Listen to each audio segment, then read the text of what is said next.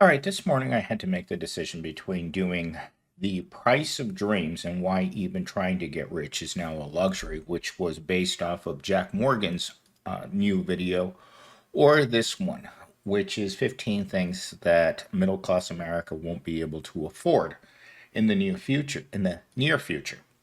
And even both were basically the same article. I found that this one, the one where I talk about the possibility of not being able to afford life in the way that we've been accustomed to it, right? The middle class is on the brink.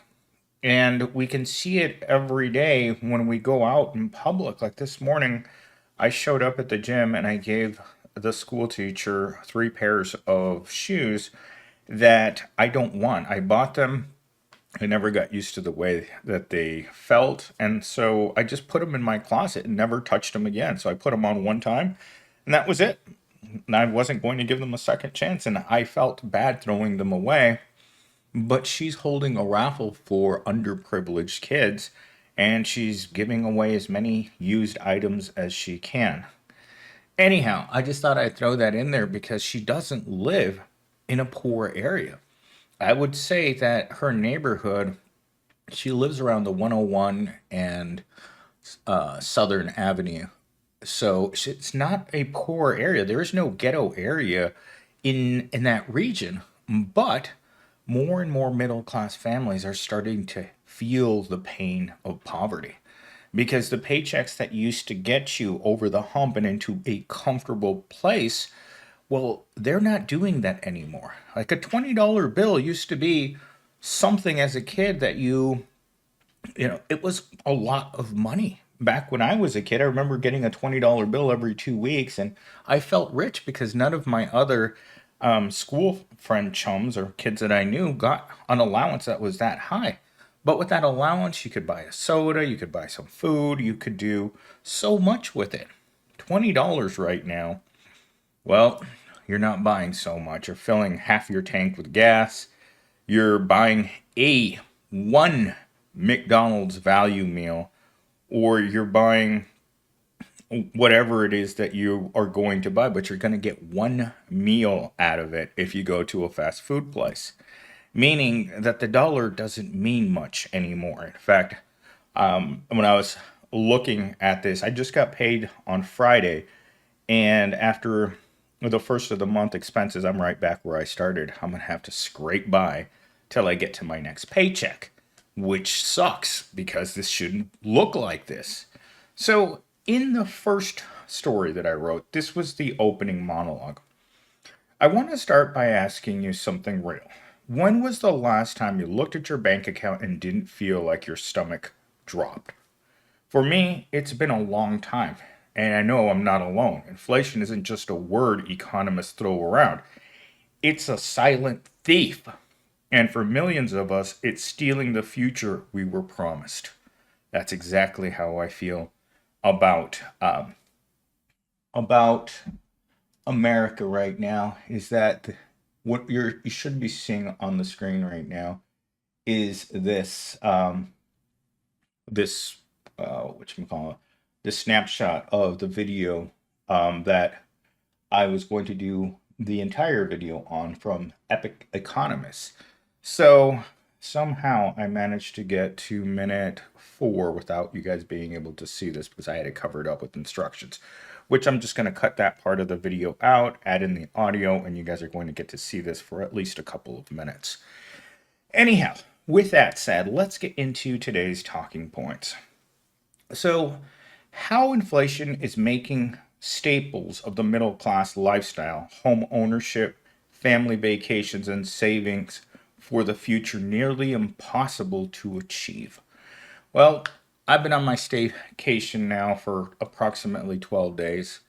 I'll tell you, it doesn't feel like a vacation. It feels like just one long day off because I I'm just doing my ordinary things. I'm getting the car fixed. I'm going to the car wash. I'm going to the grocery store. I have to go to the chiropractor probably tomorrow because I I ran out of motivation to do anything. It's just there's almost nothing to motivate you to think about having to go back to work next week without having done anything fun in 15 days of not having to go to Evil Corp. In fact, this might be a record, a long vacation for me. And I know when I come back, the first question I'm going to get from people is like, "You were gone for so long. Where did you go?" And my question, I always antagonize them when I'm in a bad mood, right?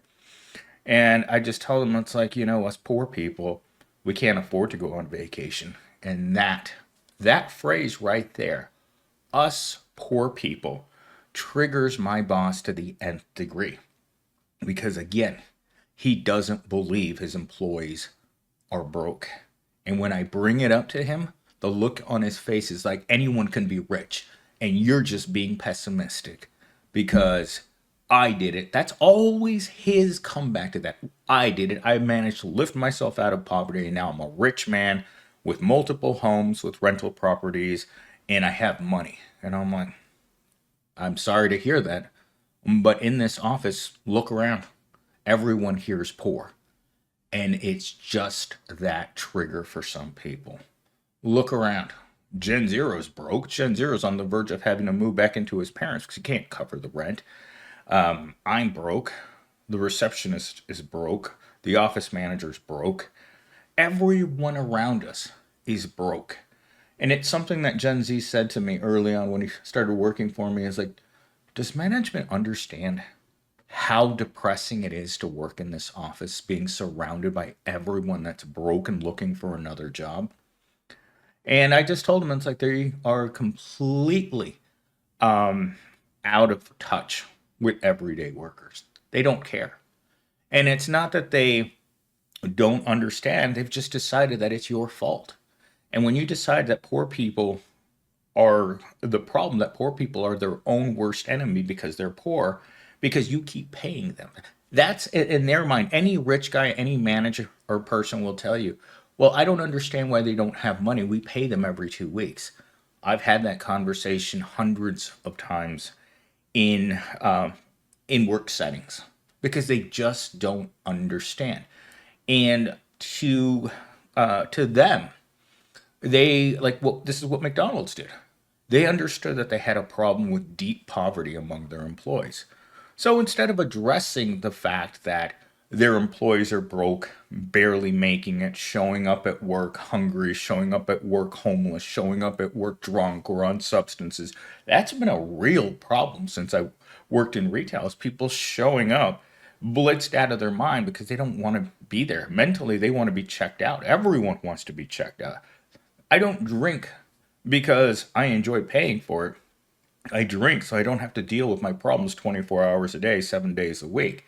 When you drink, you get to do whatever you want for about 3 to 4 hours every night. And then somewhere around 10 o'clock at night, you sober up and you're like, oh my God, not this again. And then you'll take something else in order to knock yourself out again for another few hours. And that's why I woke up at 8 instead of being at the gym at 8 today. It's because I had to knock myself out with one thing and then wake up sober and then knock myself out with sleep medication to make certain that I got any sleep. Otherwise, I'd just be sitting there in bed, just turning and turning and turning, thinking about what's already, how much money I already have, and how going to work has become pointless. I mean, I think the Philosophical Gamer did a video this morning about showing the cost of going to work and what the average pay for the month, and it costs you more money to go to work than what you're making the whole idea of going to work stupid. But with that said, let's get into talking point number 2. The emotional toll of constant financial stress and the sacrifices families are forced to make, like choosing between food and medicine, food and rent, food and the electric bill, food and your phone bill, food and everything else. Because right now, everyone needs to make more money. And regardless of the industry, because I was going to buy my school teacher gym acquaintance, she's broke. Let's just put it that way. So I was going to get her a gift certificate from Groupon to get a massage for Christmas because she's been a single mom for, I don't know, 25 years now. No one ever gets her anything. And she's a very sweet lady. Um, but I went online and I started looking for a gift certificate for her. And I went to the place that I normally went to, and they wanted $180 for a 1 hour massage. And I'm like, I can't. I'm not going to do that. $180. You're just like, no. You can't afford to help people. Like today, I'm gonna have to go see what happened with cute Kroger's cashier number two because today was her last day to get out of her apartment, and she had no backup plan. I think her backup plan was to wait for eviction because I didn't see her move any of her stuff.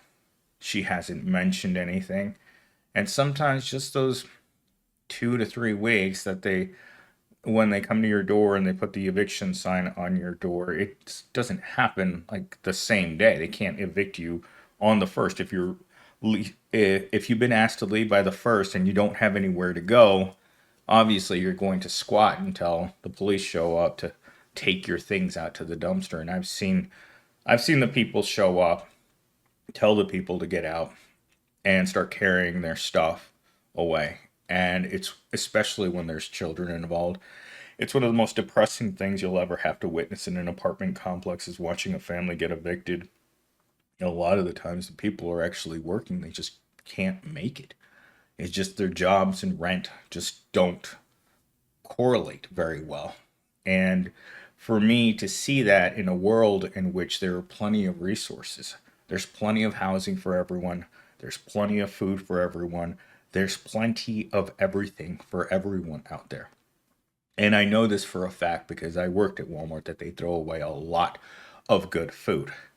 And to the extent that they know that it's good food, they will attempt to destroy it so that the employees don't try to eat it. Because as one general manager once said to me, when employees eat out of the dumpster, that's stealing from Walmart because we want them using the money that they make at Walmart to buy food. And I'm like, if you really believe that, then why do you tell employees that they qualify for food stamps when they start working here? When you start a job and one of the opening statements with that new employer comes with, you now qualify for food stamps because you're a minimum wage worker, shouldn't that be a red flag that that company shouldn't exist? In my opinion, it should be a booming siren that that company shouldn't exist. All right, talking point number three. The wealthiest are shielded from rising costs through investments, while the middle class and lower income families bear the brunt of economic shifts. It's always poor people who are feeling it. Rich people, regardless of what happens, they're so far insulated inside of their doomsday bunkers or wherever they happen to live that they don't understand what the cost of living is. Because in their multi-million dollar homes, they have locked in mortgages, locked in interest mortgages on those places. Like for me, my, what is it, two senior managers back, my boss would laugh at me every day for how much I paid in rent comparatively to how much he was paying for his 5 bedroom house in the suburbs. I think I was paying around $500 more a month than he was paying on an entire house. Why? Because he has credit, he has more money than I do, he has established credit history. I didn't have any credit history until 3 years ago. Before that, I could not get a credit card. I've never been able to get a credit card because they look at how much money you have as opposed to how much you spend. And 3 years ago, my rent was significantly less. It's about half of what it is now. And so it looked like my expenses to what I made was definitely very good. And they started tossing those credit cards at me like chips. It's like, here you go, here you go, here you go. Every credit card I applied to, I got. And then what happens? Inflation starts climbing, rent starts going up, food gets more expensive, but your pay doesn't move. So if my pay had kept up with inflation, I'd probably be making about 120,000 right now, which I'm not. And even when you get to that number, because inflation is still climbing, it's still gobbling up the middle class. Gobbling, gobbling, gobbling. Because people ask me this question all the time. It's like, where does your money go? And I just look at them point blank in the face. Life.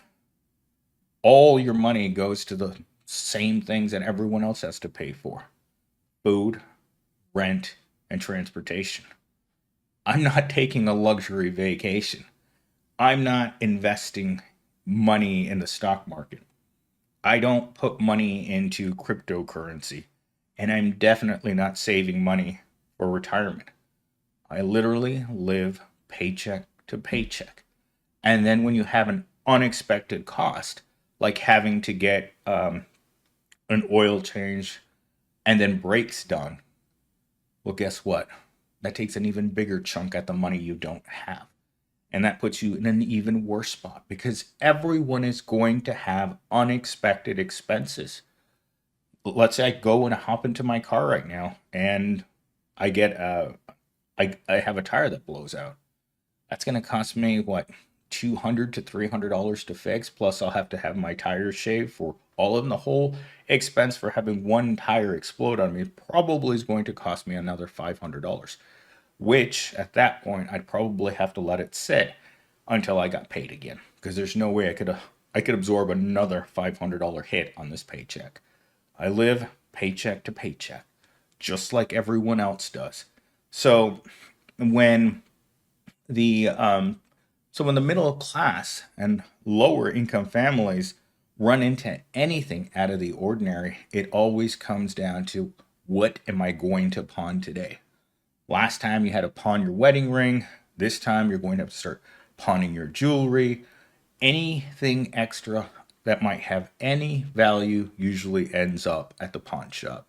In fact, when Explore with Us, when they first came onto YouTube and they weren't the million view channel that they are now, I remember that Emma and her family had to make the decision on what they were going to do. They were going under financially, and all they had was YouTube. Their channel was growing, and they needed a rendering computer, which was going to cost them for making the videos, and it was going to cost them thousands of dollars. So they ended up having to pawn most of their stuff from their house in order to buy that computer to keep making videos.